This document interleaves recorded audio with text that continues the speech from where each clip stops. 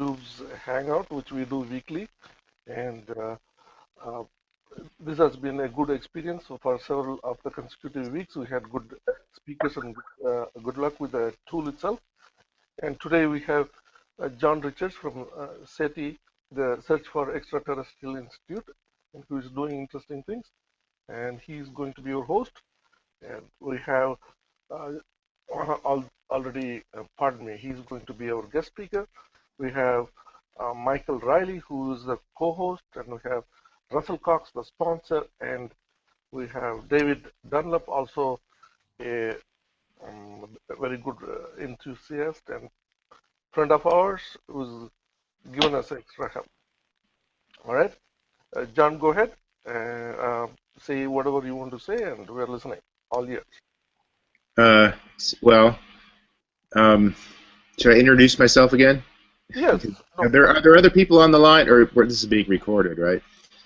So, so I'm Jon Richards, and I work for the SETI Institute in Mountain View, California, and I'm the operator, the SETI operator at the Allen Telescope Array in Northern California, and currently we search for signals from outer space. It's about 12 hours a day, usually from 7 o'clock at night to 7 in the morning.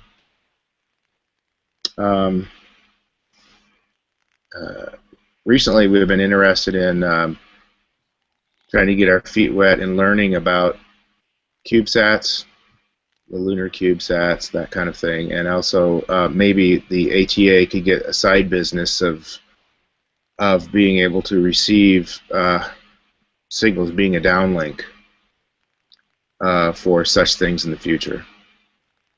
So that's kind of where our interest lies. That LunarCubes conference, that's going to be in when is that? That's in October, right? October 7th through the 10th.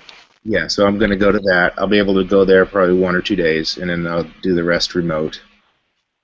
And so I'm going to go there and take a lot of notes and then go back to my superiors at SETI and tell them all that I learned and see if there's some opportunity we'd like to try to delve into. Thank you for that. Yeah, so so I was before we came on, I was talking about my current project is I'm trying to download and decode the data that's being broadcast from the ISEE-3 spacecraft. And our system wasn't really developed for downloading and decoding. Just the software behind it just hasn't been developed. The hardware is all there. So our system is developed just to look for really weak signals and detect them automatically, and not to actually in real time look at something and decode the data. So I'm working on procedures and software programs to decode, to actually look at a spacecraft to try to decode the signal. And that'll come in handy with any lunar stuff or whatever. If we can prove that we can decode, receive a signal and decode it properly, I think that'd be a big boon for us. Maybe we can get some business in the future. I think that's a very exciting prospect, Jon, and I think that what you're doing is really exciting. And I think another thing that ties into, there's a Project Phoenix that DARPA has been funded promoting, basically looking at sending CubeSats to attach to dormant satellites or dead satellites and to get them turned back on and functionally useful. Mm-hmm. So, if you could double the useful life of an old satellite and update the electronics and do that by adding different CubeSat components, that certainly would seem to be a very cost-effective way of taking advantage of some of the hardware, and that's come to my attention basically because the stuff that's just up there and dead and not being used is now considered just space debris, and it's a hazard. Yeah. And so if it's not a hazard, but rather a source of investment and value, tremendous value added because of a CubeSat type of configuration that could be sent up and integrated into an old satellite, then the kind of thing that you're doing right now might become a much more frequent kind of opportunity in terms of hardware. Now, a lot of this stuff that we're talking about is probably in GEO, so it's not very far into cislunar space, but certainly, you know, the things that you're doing with this trial, you know, lure us out as far as being able to detect CubeSats and things that might go farther out. Yeah, okay. Uh, um, um, John, I also wanted to let you know this Hangout tool has a screen share option. If you had any browser or pictures that you want to kind of share, feel free to use that. That Okay. comes up when you move the mouse towards the left and the green tiny icon. Okay, and continue, please. Thank you.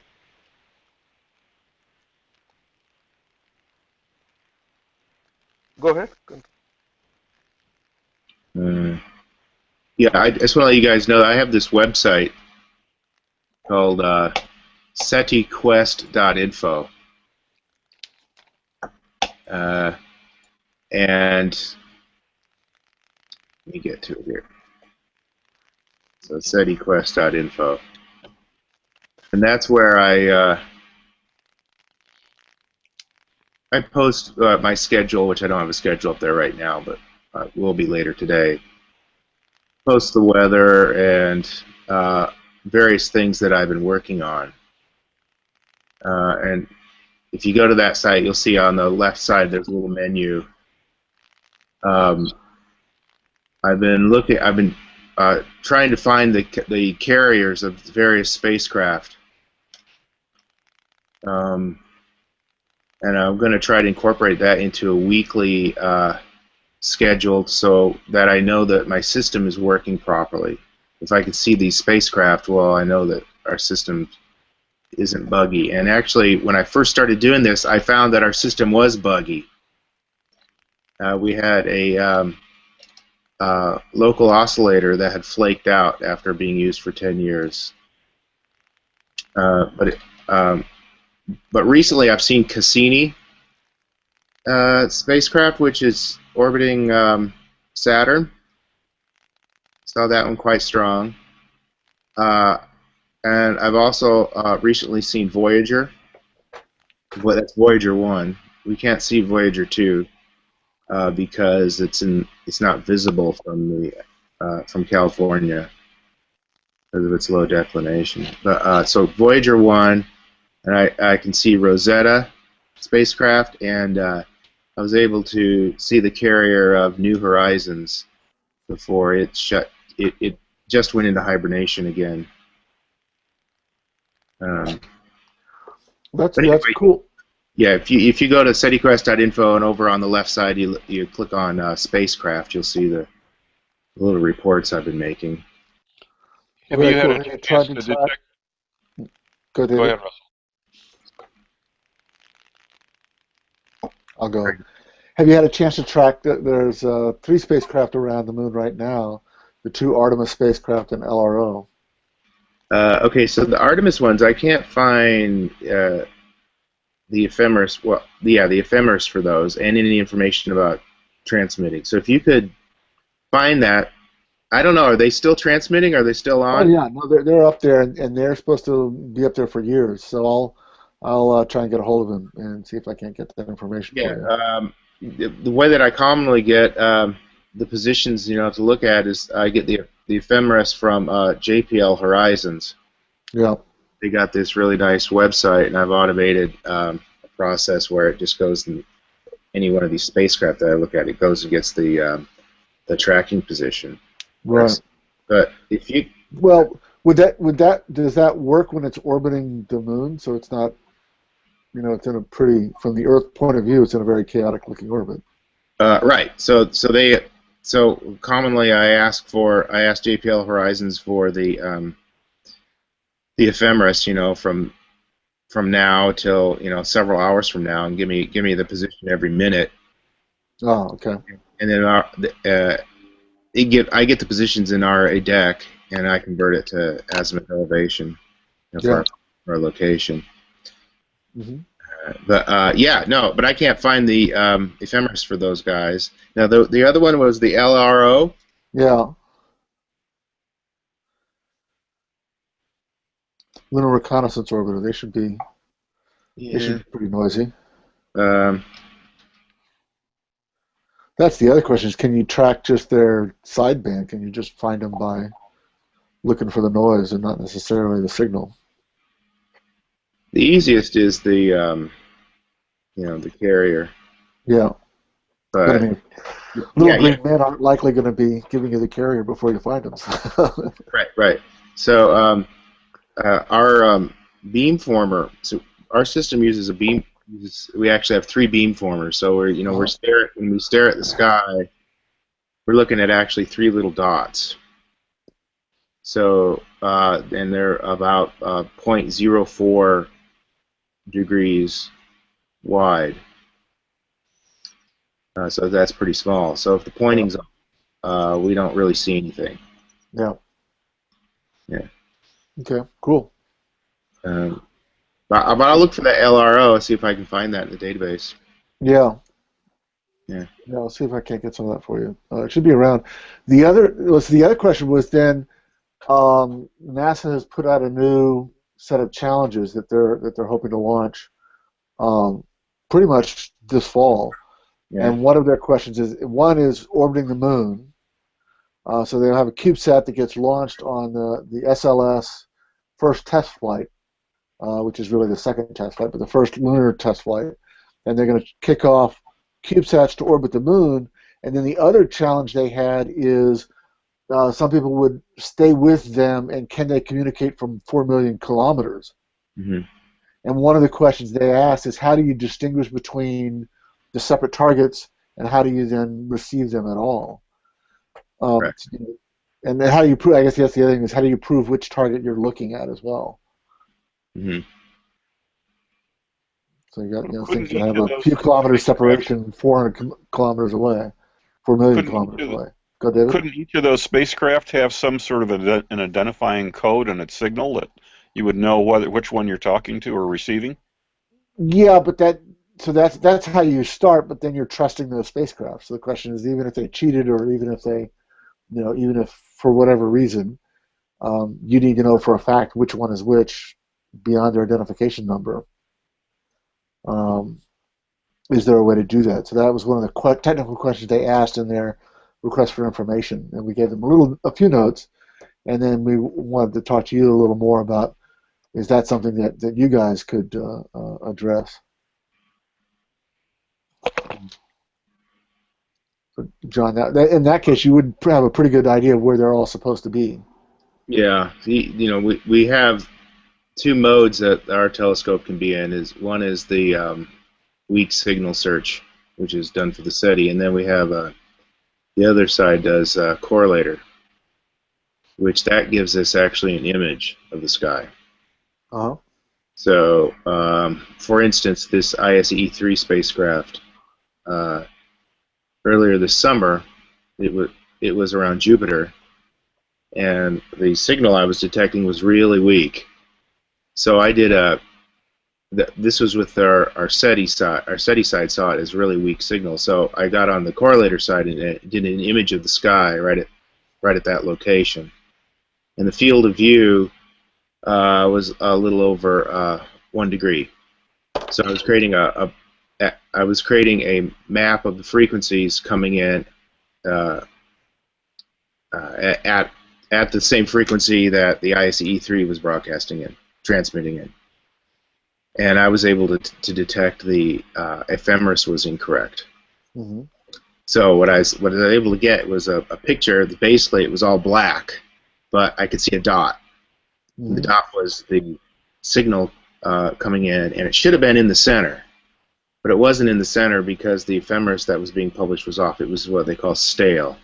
Mm-hmm. It needed to be updated. So I would imagine that if the characteristics were right of the broadcasting of these CubeSats, and they're around the moon, you could point to a section, and if there were several together, you could see, depending on how separate they were and how how far apart they were, you could maybe see several and see them together and where they were actually in the sky. Yeah. Yeah. Yeah, that's the Based on their frequency, not optical. right. But yeah, that still would be useful. There's another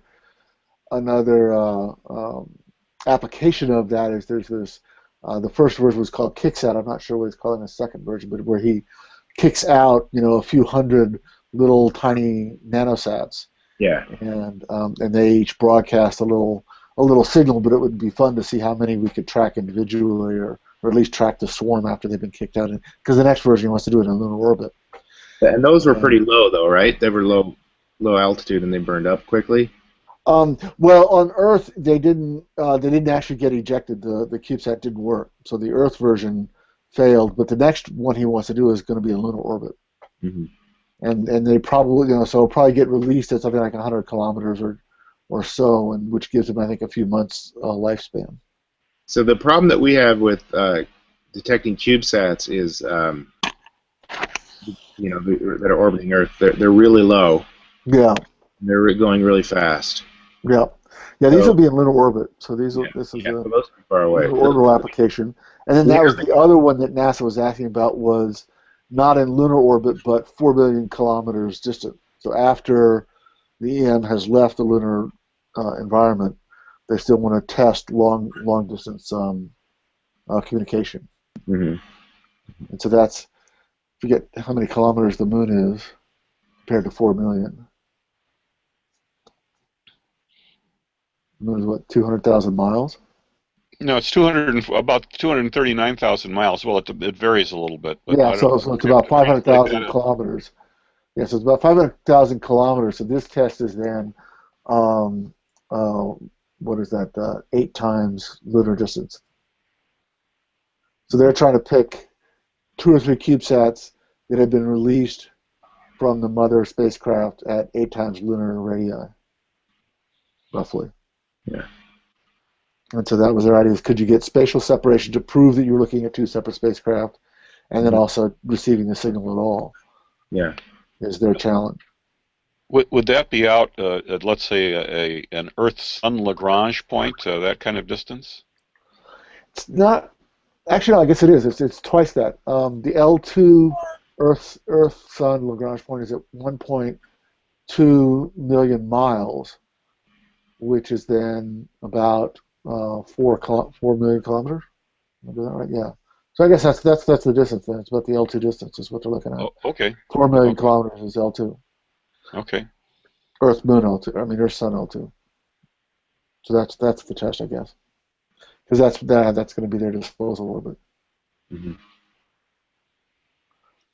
And that should be, this test flight is now, I think, scheduled for 2018 or so, 2018 or 19.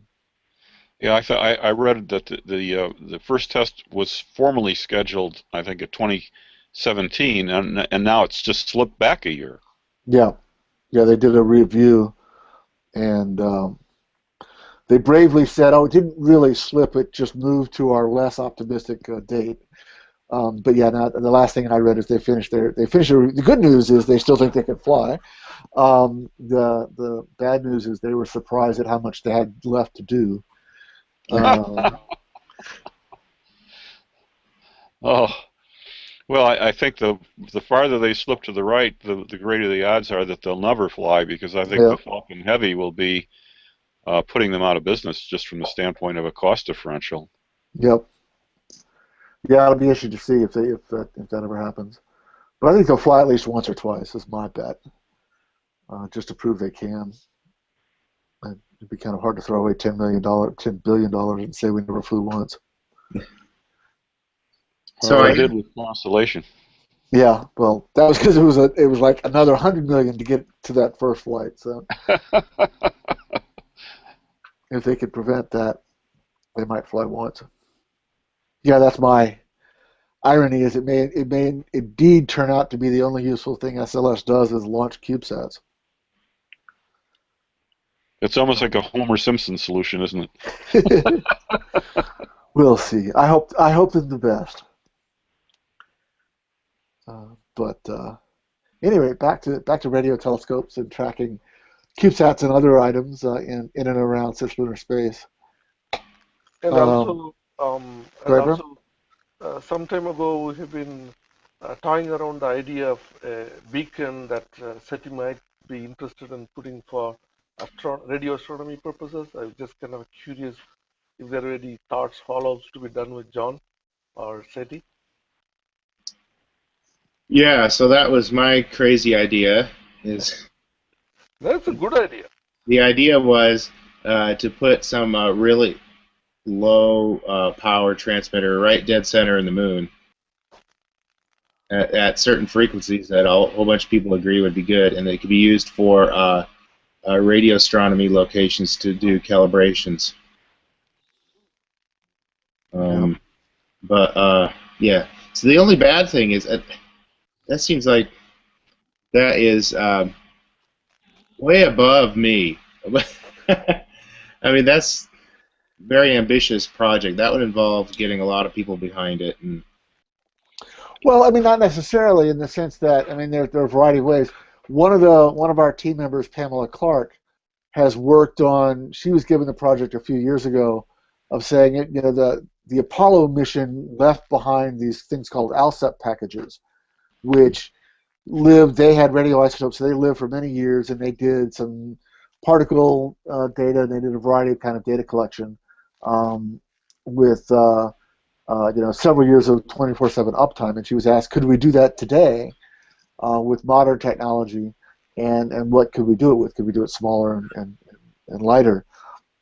And so there's still some interest, and then the idea is you'd have to try and figure out how to do it without the radioisotopes. And when she started, doing it that way meant the whole thing would be batteries, because she assumed, like a regular radioisotope mission, that you'd have to heat everything. mm-hmm. But since then, she said, well, if you can allow the system to get cold but still function, then you don't need nearly so many batteries. And so there are, like the laser ranger for reflectors, there are a variety of packages that other people would like to put up. And what you're talking about would be something that would look a lot like a laser reflector. It's just this beacon that sits there that people navigate by. Mm-hmm. And so if we could get a mission with a laser reflector on it, and then my bet is that it doesn't have to be in the dead center of the moon. It could probably be almost anywhere. Yeah. Once you land, you now figure out exactly where it is, and that becomes the fun thing. So if you set your beacon right next to a laser reflector on one of these landers, that could be useful. Certainly would be a good experiment. Whether it ultimately becomes a real calibration target that helps a lot of people, we'll find out.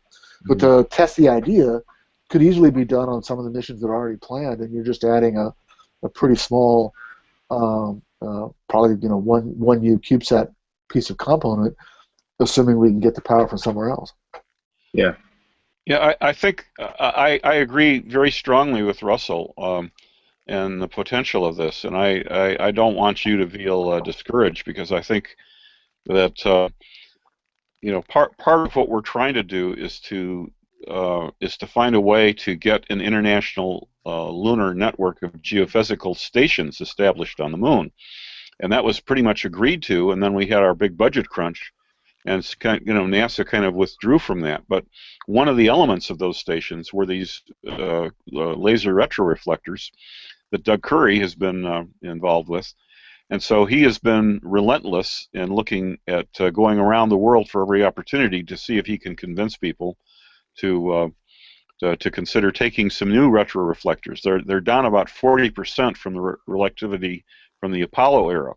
But if, as Russell has suggested, if these things were paired with a 1U calibration, then you would have you could calibrate your signal, and you would also have an extremely accurate measurement from the laser retroreflector of exactly how far it was away and where on the lunar surface.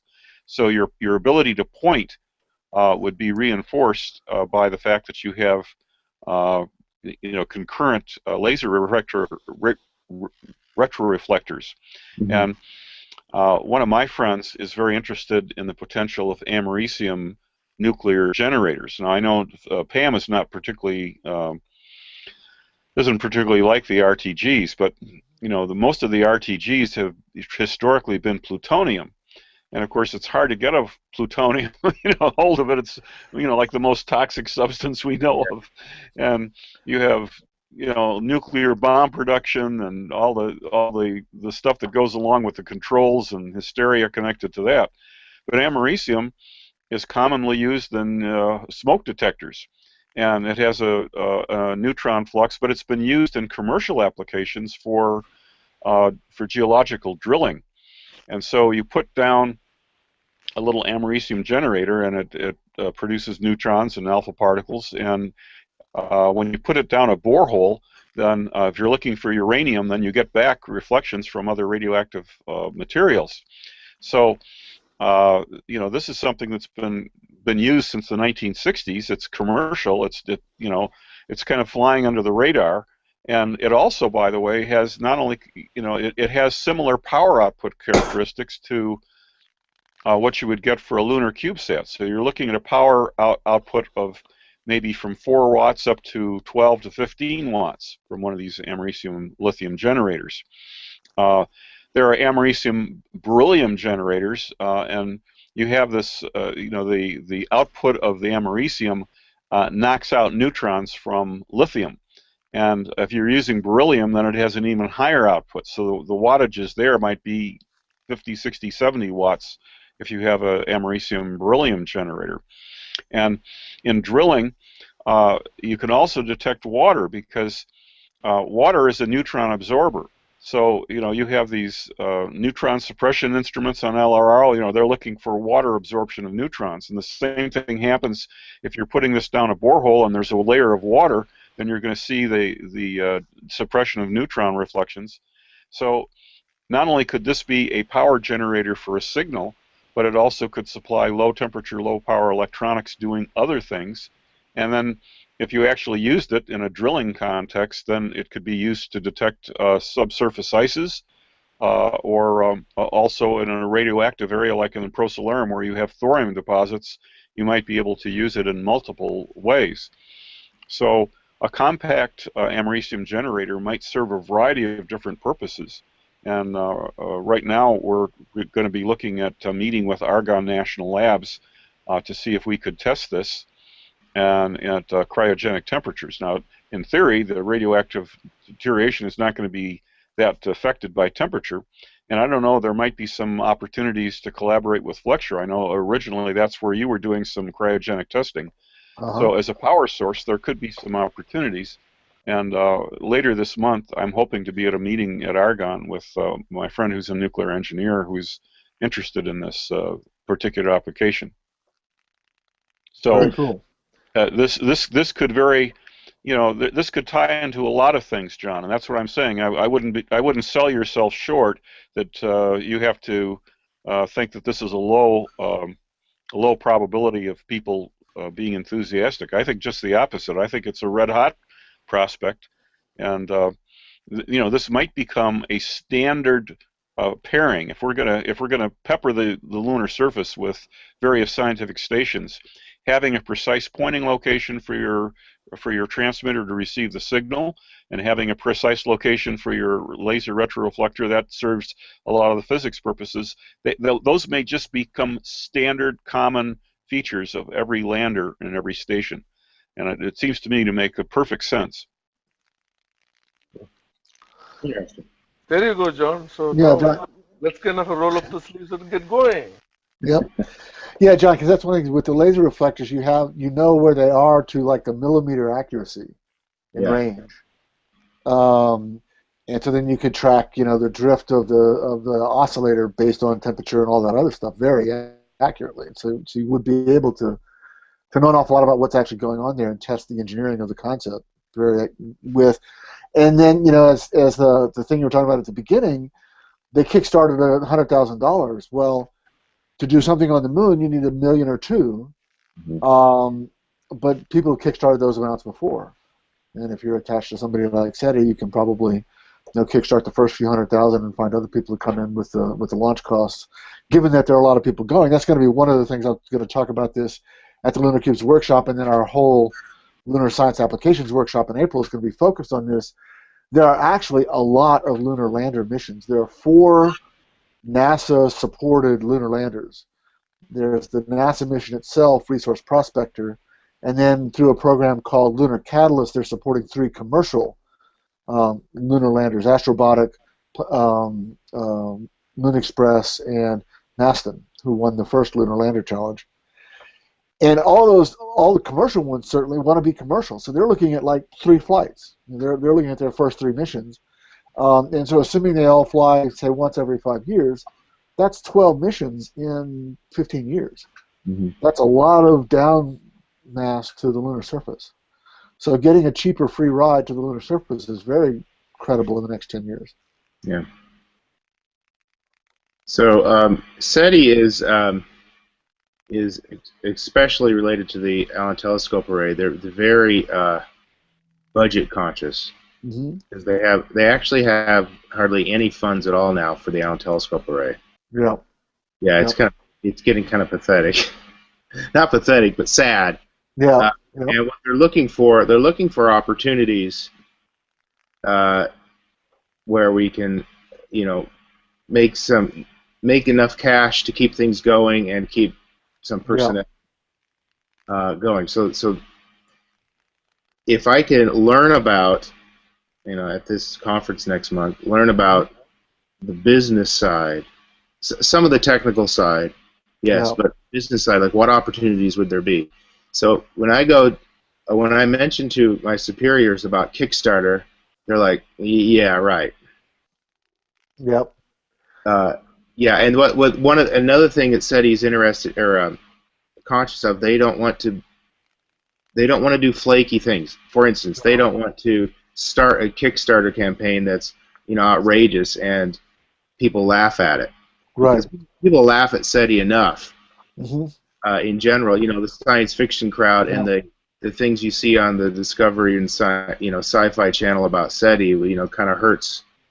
The SETI Institute, the image and everything. So they're very conscious of that when they take on projects. They got to be, they've got to have a lot of backing, a lot of people that are working with it, and solid. Yeah, no, that's good. I like that. And one of the things we may be able to do is we're not afraid of Kickstarter, so we're going to be kickstarting money to build our own LunarCubes, and that's going to get announced at the workshop and launched at the workshop. And then we're also doing some money to start this communications challenge.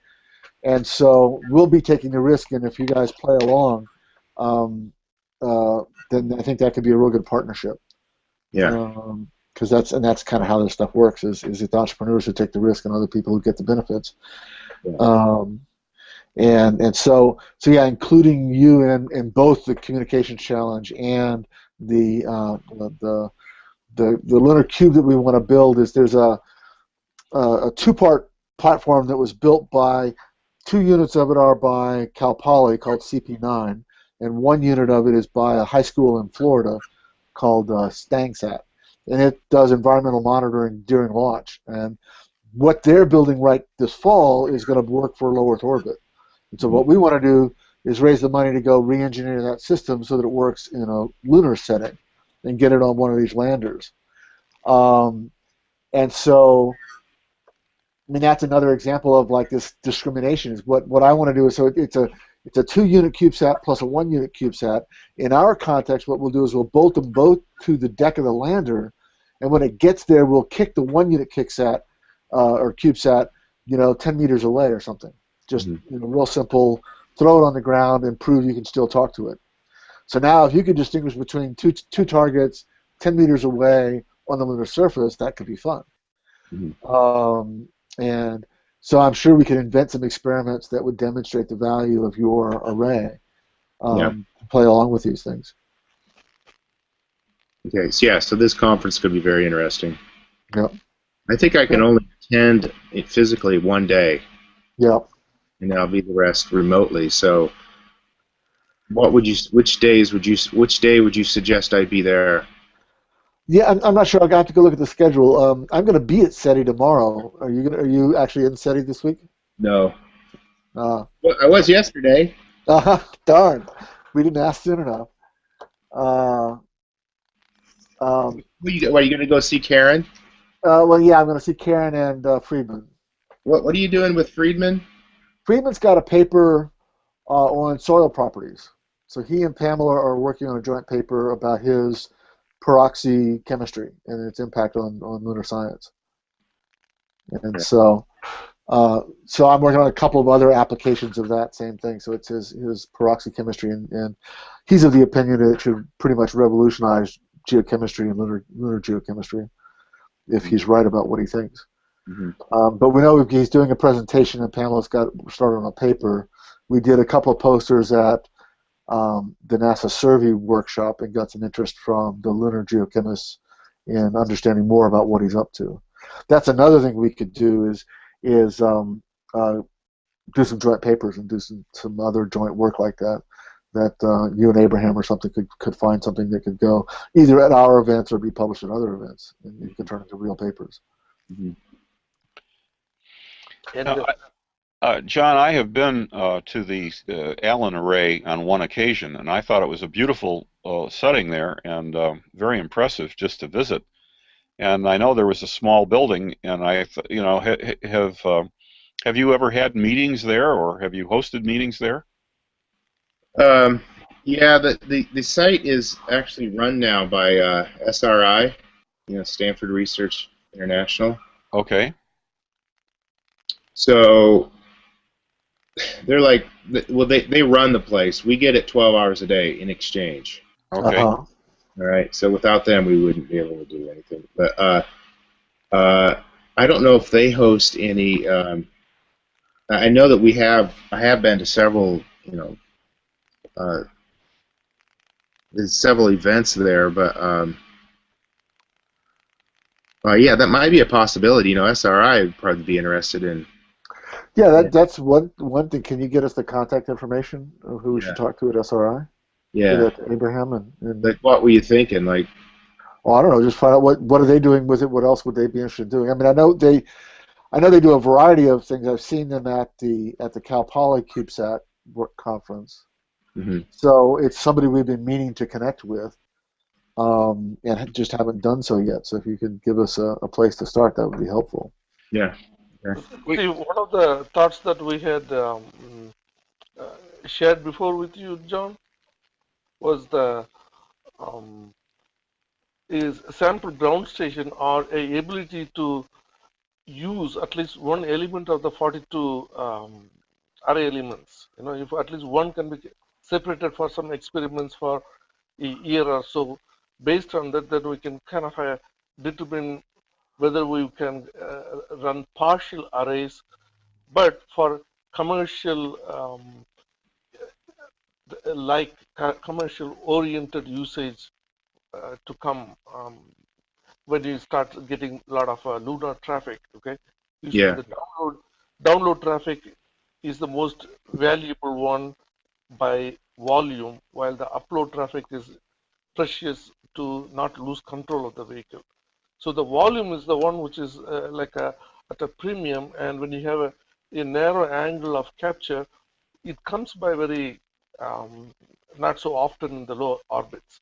So these are some of the areas that we think, with the help of, particularly we have Michael, who's been very quiet, but he has a lot of experience in dealing with these type of services being offered and made available, accessible as a commercial stop point. Yeah. So that'll be something we briefly talked about, then we did not do much. So that's an opportunity to revive those conversations. Yeah, that's another thing that you may, again, the applications we're looking at. One of the other platforms we talk about, and I'll present on it at the workshop, is the idea of a lunar arc, and that's this ESPA ring carrier, which will have in it something like 100 CubeSats. And so those will be out at lunar L1, so they'll essentially be at the Earth lunar distance.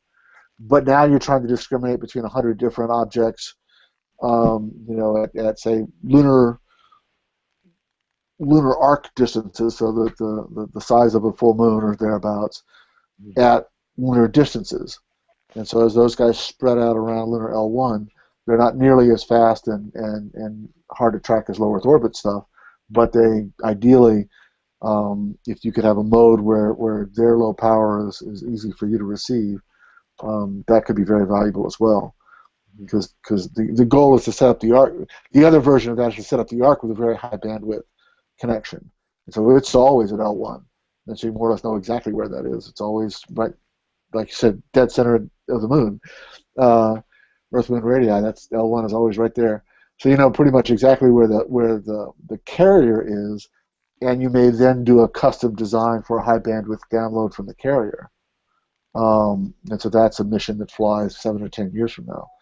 But being part of that could be useful. Yeah. Well, you know, even that projection might be a little conservative, Russell, because you know, for all of these ambitions, we're going to need a much enhanced communications network. And so, you know, what I've tried to be thinking about is to ask some embarrassing questions, you know, from an international perspective. Why is it that we could have people sending out significant orbiters, but none of them are coordinated to be elements of this network, which we all need? So, you know, there should be an expectation set that if you're going to send something out that's fairly substantial, like Russell is proposing, then that certainly becomes a major node in a cislunar communications network. And that's kind of like local Wi-Fi for smaller objects that don't have the kind of power, but they can plug into that, and then you have a much higher bandwidth connection back to Earth. So, you know, there's different ways to skin a cat, and if that platform has that kind of communications potential as a major design feature, then the smaller spacecraft that are operating out of it or off of it have, you know, as long as they're in much closer proximity to that than they are to the Earth, they're certainly, you know, they're leveraging their small power and capabilities with that particular node. But anything else that would be in Earth Lagrange, you know, would also be similarly closeful. And I think it's critical that we try and solve that problem of having a space out there where the communications environment is very rich. And if we're going to put out orbiters, as several people are planning to do, that there should be, again, some sort of a common standard, a common framework for a communications network. And if people are thinking collectively, then I think that also increases the odds of support for all these projects getting, you know, getting support at a national government level. That's where the big money is. There's some stuff I think you could do at the Kickstarter level, and some, you know, for private companies that are raising their own capital in more traditional ways. But, you know, some of this basic infrastructure I think is still going to be dependent on the major, you know, 6 space agencies ponying up some money, so that a lot of these other things then can blossom. And so I think this is the first big infrastructure problem I think that has to be solved is creating this infrastructure. So yeah. That's why I like your beacon idea. That's why I like the lasers, and that's why I like Russell's platform. Yeah, that's one of the thoughts, and part of it, kind of one of the reasons I got started with the lunar initiatives as a broader program is exactly that. If people just collaborate a little bit more, there's a lot of, you know, like I said, there's hypothetically 12 U.S.-based lander missions in the next 15 years. Just nobody's talking about it out loud. Nobody's really saying what happens when you say there's 12 planned and say 6 fly. What do you get from that? It's the same sort of thing. You got 6 landers on the moon. Some of them will last for a year. That's useful. There's more than you can do than whatever the initial demonstration was. And so trying to get these people, and again, that's for the lander things, that's what our other workshop is going to be about, is trying to get precisely those 4 groups talking to each other in a way. Right now they see each other mostly as competitors. And so the goal is to get them to cooperate and see if we can't do some of these collaborative missions and reuse. Well, I think that's the, you know, hopefully that's the trick of selling an international lunar geophysical year, is that we can make this a bandwagon effect. We need to create a bandwagon effect psychology, because a lot of people are planning to do this. They're not just coordinating their resources in the most effective way. And I think some of the most important contributions of our workshops and our lunar science conferences are creating that kind of psychology. It's a psychological problem to solve, to say there's a much bigger picture, there's a much more opportunities than you thought. And I think the odds go up if people are having that kind of psychological framework. So, that's what appealed to me immediately when Russell started talking about the International Lunar Geophysical Year. I saw that was just loaded with that kind of, the implications are loaded very heavily with, as a sales campaign to have people look collaboratively as part of their initial design thinking, and that makes a big difference. Yep. Yeah, that's the thing, John. You're talking about, trying to send it up the chain. They get nervous, but when you realize you're not alone, that there's actually an awful lot of people planning to go to the moon and doing these various things, then it becomes a lot less crazy sounding to say you'd be a part of it. Yeah. So we'll I think with so at the conference, I'm interested in the technical stuff, but I think actually I need to be paying attention to the business stuff. Yeah. Or because if I can, well, make so the answer to that is the first day, the CEO of Astrobotic is going to be doing the lunch keynote. Right. And not only is he flying, and he's seriously about flying at least 3 times, his first flight wants to be the Google Lunar X Prize, and they're doing this collaboration piece. What they've said is we'll split the prize. They can build a lander, but they don't have the money anymore to do a rover. So what they're going to do is give everybody else's rover a ride. So they're going to fly 3 or 4 different rovers and let them do the distance race, and then they'll split up the prize if they win. Right. And that's, again, the sort of thing is, how do you prove that they went 500 meters? So if you could distinguish between the rover and the lander at 500 meters at Earth-Moon distances, then you could become a referee that says they made it. So he'll be there on Tuesday. I'll look at schedule some more. We'll talk some more. But the first day is probably going to be a good day. You're talking about the LunarCube workshop. Was it John Thornton? Correct. Yeah, John Thornton Uh-huh. is doing the kickoff keynote on Tuesday. And so he's hoping to be here a day or 2 at least. And I'll have to corner him and make sure. But apparently travel is still very hard for lots of people. Well, John, I wanted to come back to the idea of the facilities at the Allen Array, because I think as a small venue, if you have a group of people, let's say you've got maybe 10 people, and from what I recall, that certainly would accommodate a working group of 10 people if you can find a little motel. And let's say we wanted to take Russell's idea of a beacon that he wants to pop off the lander,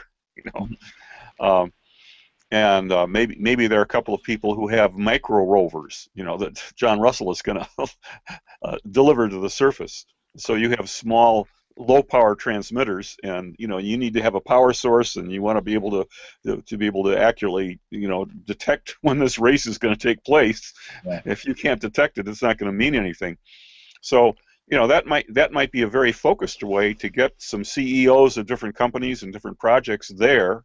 Okay. And that's a great chance for you to talk about your equipment and your capabilities and how it fits in. And I think that's a way of energizing people psychologically, but it also puts you on the map to realize that if you want to do this stuff, we got to keep you guys in business. Yeah. And this is a non-optional kind of a resource.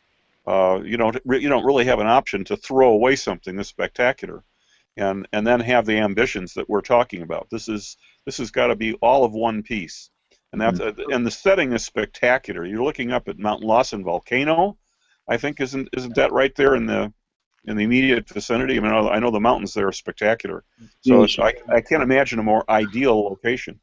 Yeah. As we're getting interested deeper and deeper, I want to check the clock, and it's getting closer. So I would appreciate if we start focusing on what are the specific subjects that we will kind of come back and continue in the next to be scheduled hangouts. That would be nice, but we still have some more time to continue. Sorry for the interruption. Go ahead, John. You were saying something. No, I'm sorry. No, I'm finished. Okay, David. No. All right. Yep. Well, I Stay on. just said what I want. Yep. Yeah, no, that's good. Yeah, I'm going to have to hop off right at the exact time, so another 5 minutes or so. But yeah, I think one of the things to catch up with is, um, in particular with the Allen telescope arrays, how could that play a part in our communications challenge? So to say out loud, I don't know that I described the communications challenge, but Abraham and Mike are going to design a terrestrial challenge that answers the questions: can you do gigabit point-to-point laser communication at Earth-Moon distances? Laddie proved that it can be done in principle. They did 600 megabits at Earth-Moon distances, but the weight and costs were way too high. So what we'll do is create a challenge that says, can you do what Laddie did, but at about 100th of the mass and 100th of the cost? And if you can do that, then you win $1 million. And maybe it will be submitting a proposal where NASA comes up with $1 million. Even if they don't come up with $1 million, I think over 2 or 3 years of a good challenge, you could raise that kind of money so that you pair the big purse as being ready with the time that somebody's ready to win it. So you don't need the $1 million to start. You just run a new it's like the lottery. You run a new competition every year, and the purse gets higher and higher until somebody wins. Okay. So there are a variety of ways we're going to design that challenge, but that's one of the challenges, and so that's this side. So then, so that's that, and that the idea is, then that becomes the architecture. You have the L1 host. It has the big, high-powered, heavy laser, and then each CubeSat has a really small receiver and sender in some sense. So there's a couple of different ways you could do it. You could just modulate. You could just have something that modulates the reflector array, and so it doesn't actually have hardly any power at all. It's just got a shutter that flips on and off, and all the power is done on the thing. I think you can do better than that. But that's the idea: is you want to have the CubeSat one is like 1 kilogram and 1 unit, and at the base station it could be much bigger. And then we want to look at other ways of creating that network and other ways of communicating with that network. And using the radio and ATA kind of stuff as either a backup or an augmenter, or again, the base station, you can spend a lot of money on that base station, so you could tune it so that it is an ultra high bandwidth designed to go straight to your dishes, if that makes sense. Because that's the idea. You're reusing that among 100 CubeSats, and it can live for 10 years. So you can spend a lot of money on the base station, and you've got a kilowatt power supply. So you've got all the power you could ever want. You know exactly where it is, and maybe that's it. So that's the nature of the challenge that we're going to do. So how could the AT play a part of that?